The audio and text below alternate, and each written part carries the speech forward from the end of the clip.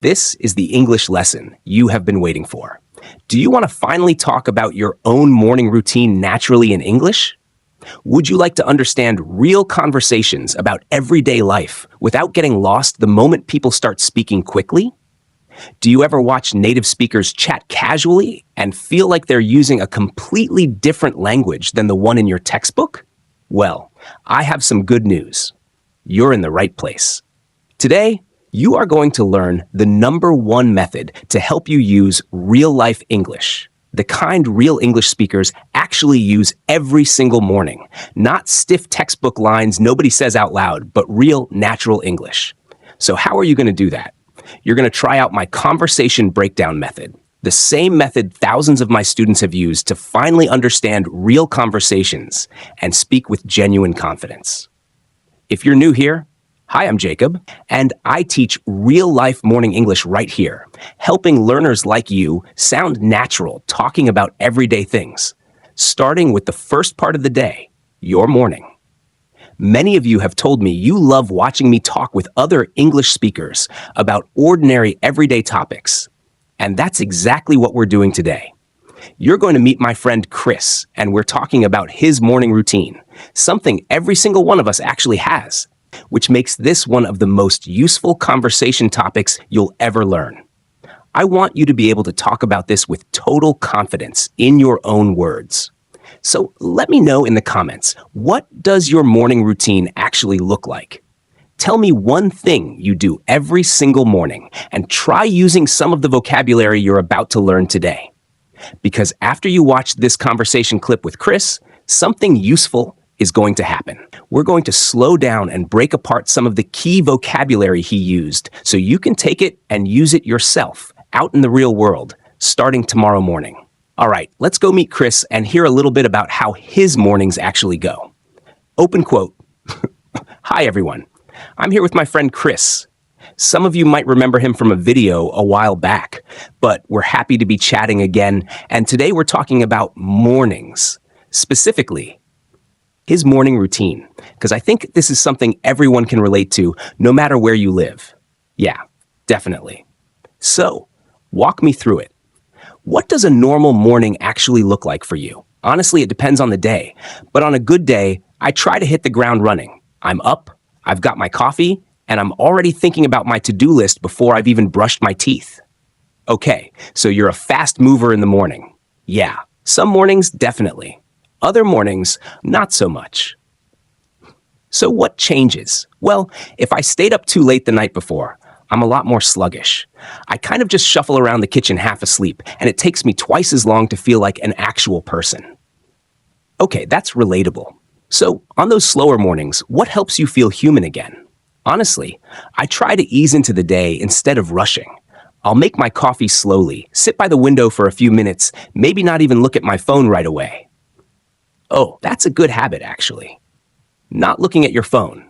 Yeah, I'm not always great at it, but when I manage it, the whole morning feels calmer. Tell me more about the coffee part. Is that a whole ritual for you, or is it just fuel to get you moving? Honestly, it's become a bit of a ritual, more than I expected. I grind the beans myself now, which sounds unnecessary, but there's something about that 5 minutes of just standing there, listening to the grinder, that wakes me up more than the actual coffee does. That's interesting. So it's less about the caffeine and more about the process itself. Exactly. It's the one part of my morning where I'm not thinking about anything else. No phone, no to-do list, just making coffee. It's kind of become my quiet moment before the day actually starts. I love that. A lot of people would probably say they don't have time for a ritual like that in the morning. I get that, and honestly, it took me a while to make time for it too. But once I saw how much calmer I felt afterward, it became non-negotiable, even on my busiest mornings. So walk me through an actual morning, start to finish. What time do you wake up? Usually around 6:30. I'm honestly a creature of habit, so even on weekends, I wake up around the same time whether I want to or not. Your body just decides for you. Basically, yeah, so I wake up, I drink a full glass of water first, then coffee. I read for maybe 10 minutes if I have time, and then I get ready for work. Do you eat breakfast every day? Almost every day. Nothing fancy, usually eggs or oatmeal. I used to skip breakfast completely, and I noticed I was just dragging by 10 a.m., so now I make it a priority. That makes sense. And do you exercise in the morning, or is that a different time of day for you? A few mornings a week, yeah. Not every day, I won't lie to you. Honesty appreciated. But on the days I do, even just a short walk, I genuinely feel sharper for the rest of the day. It sets the tone. I like that phrase. It sets the tone. So mornings really do shape the rest of your day for you. Completely. If my morning is rushed and chaotic, the whole day kind of feels chaotic. If I take even 15 calm minutes first, everything else goes smoother. That's a great note to end on, honestly. Any last tip for someone who feels like their mornings are a mess right now? Just pick one small thing. Don't try to fix your whole morning overnight. Maybe it's just drinking water before coffee or not touching your phone for the first 10 minutes. One small thing, that's it. That's really practical advice. Before we wrap up, one more question. Does your morning look different on weekends versus weekdays, or pretty much the same? Pretty similar, actually, which surprises people. I still wake up early. I still drink my water and coffee the same way. The only real difference is I don't rush into work mode. I might just sit outside longer or read a whole chapter instead of 10 minutes. So the structure stays, but the pace changes. Exactly. And honestly, I think that consistency is part of why my mornings feel manageable most days. I'm not reinventing the routine every single day. I'm just adjusting the speed. Do you do anything the night before to set yourself up for a better morning? Actually, yes. And I think this matters more than people realize. I lay out my clothes the night before, and I do a quick 5-minute tidy of the kitchen before bed. Waking up to a clean kitchen makes a bigger difference than I expected. That's such a small thing, but I can see how that would completely change how a morning feels. It really does. Walking into chaos first thing versus walking into a calm, tidy space, it changes your whole mood before you've even had coffee. That's a great point to end on, honestly. Any last tip for someone who feels like their mornings are a mess right now? Just pick one small thing. Don't try to fix your whole morning overnight. Maybe it's just drinking water before coffee, or not touching your phone for the first 10 minutes. One small thing? That's it. Of course, anytime. Thanks everyone for watching. Close quote. Close quote. Great work listening to that portion of our conversation. Now it's time to break down 3 key expressions you heard Chris use. Me and my friend Alex are going to give you plenty of example sentences and a few stories, so these expressions really stick, and you can start using them yourself. All right, are you ready to get started? Open quote, I'm ready. Let's do it. The first expression we're breaking down is hit the ground running. Chris used this to describe mornings where he's up and immediately moving fast, already thinking about his to-do list before he's even brushed his teeth. This expression means to start something with a lot of energy and speed right from the very beginning. No slow warm-up at all. Right? And this doesn't only apply to mornings. You'll hear this used a lot at work too. Like if someone starts a new job and immediately understands everything and starts contributing right away, people will say, "She really hit the ground running in her new role." Exactly. Or you could say, "We only have 2 weeks before the deadline, so we need to hit the ground running on Monday." It means no easing in slowly. You're moving fast from the very first moment. And I'd say this phrase has a slightly positive, energetic feeling to it. It's not neutral. It suggests you're doing something impressively fast and effective. Good point. So you wouldn't really use it for something boring or slow. It's specifically for that fast, confident, immediate action feeling. Right? Let's watch the original clip so you can hear exactly how Chris used it. On a good day, I try to hit the ground running. I'm up, I've got my coffee, and I'm already thinking about my to-do list before I've even brushed my teeth. On a good day, I try to hit the ground running. I try to hit the ground running. Close quote. Close quote. The next expression is sluggish. Chris used this to describe how he feels on mornings after staying up too late, moving slowly, half awake, not quite himself yet.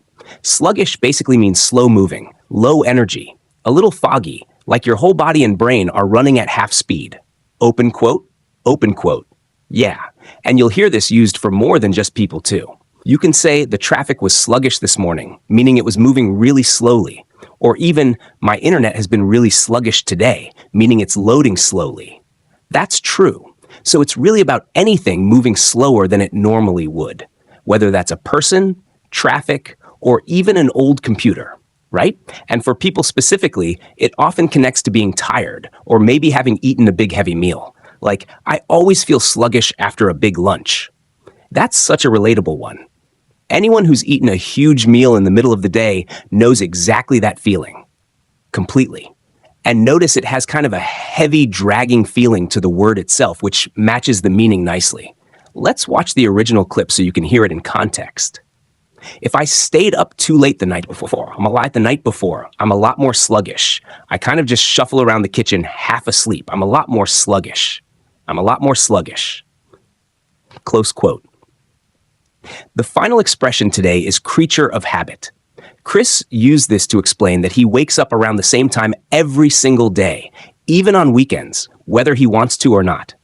A creature of habit is someone who really likes routine, who does the same things in the same order regularly, and honestly feels a little uncomfortable when that routine gets broken. Open quote, open quote. Yeah, and I think most people are creatures of habit to some degree, even if they don't think of themselves that way. Like, do you always sit in the same seat at a restaurant you visit often? Guilty. See, that's a small creature of habit moment right there. That's fair. You could also say something like, my grandfather is such a creature of habit. He eats lunch at exactly noon every single day of his life. That's a perfect example. It's usually said with a bit of warmth too. It's not really an insult, more just an observation about someone's personality, right? It's descriptive, not critical. You could even say it about yourself proudly, like Chris basically did. Let's watch the original clip one more time to hear it in context. I'm honestly a creature of habit, so even on weekends, I wake up around the same time whether I want to or not. I'm honestly a creature of habit. I'm a creature of habit. Close quote. Close quote. Great work learning those 3 expressions that real English speakers actually use when they talk about their mornings. Let's add one more, a short one, but a really useful one. Set the tone. Chris used this when he said that a calm morning sets the tone for the rest of his day. It means the first thing that happens shapes the feeling or mood of everything that follows. Open quote, open quote. Yeah, I really like this one because it's so flexible. You could say, the manager's attitude in the first meeting really set the tone for the whole project. Or, a good breakfast sets the tone for the rest of my morning. Exactly. It's about that first impression or first moment influencing everything after it. It doesn't have to be about mornings specifically, though it fits perfectly here. Right, you could use it for a first date at a new job, the opening of a movie, honestly, almost anything with a clear beginning. Let's watch that part of the original clip one more time. If I take even 15 calm minutes first, everything else goes smoother. It sets the tone. It sets the tone. It sets the tone for the whole day. Close quote. Close quote. Try using at least one of these 4 expressions today, out loud, even if it's just to yourself while you're making your coffee. Notice how these phrases connect directly to real life, not to some abstract grammar rule. They describe things you probably experience yourself almost every single morning. If this conversation breakdown helped you understand real English a little better, that's exactly what I want for you.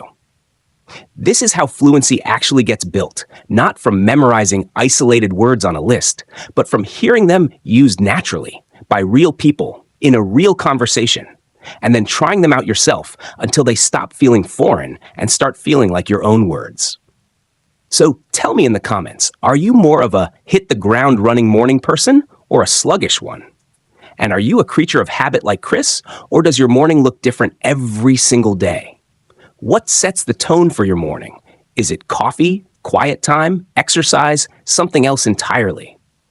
I'd genuinely love to know, and I read every single comment. So don't be shy about writing a full sentence or 2 using today's vocabulary. Thank you so much for learning English with me today, and I'll see you next time for another real conversation, broken down piece by piece, so you can take it and make it your own.